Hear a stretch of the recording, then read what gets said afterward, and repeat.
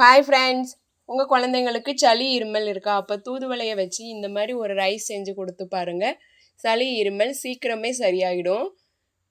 தூதுவளை ரைஸ் எப்படி செய்யலான்னு பார்க்கலாமா? இதுக்கு நான் ஒரு தாளிப்பு கரண்டியை அடுப்பில் வச்சு எண்ணெய் ஊற்றி பச்சை மிளகாய், இஞ்சி, பூண்டு சேர்த்து வதக்கிக்கிறேன். இதோட கட் பண்ணி வச்சுருக்கிற ஒரு வெங்காயம் சேர்த்து வதக்கிட்டு அலசி வச்சுருக்கிற தூதுவளை ஓம இலையையும் சேர்த்து வதக்கிக்கிறேன். தூதுவளை வதங்கியதும் இதோட சீரகம், மிளகு சேர்த்து வதக்கி ஆற வச்சு மிக்சி ஜாரில் சேர்த்து ஃபைன் பேஸ்ட்டாக அரைச்சி எடுத்து வச்சுக்கிறேன்.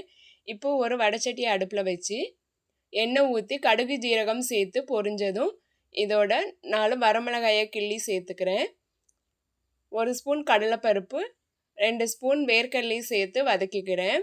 இதோட தேவையான அளவு உப்பு சேர்த்துக்கிறேன். கடலைப்பருப்பு பொன்னிறமானதும் அரைச்சி வச்சுருக்கிற தூதுவளை பேஸ்ட்டையும் சேர்த்து நல்லா வதக்கிக்கிறேன்.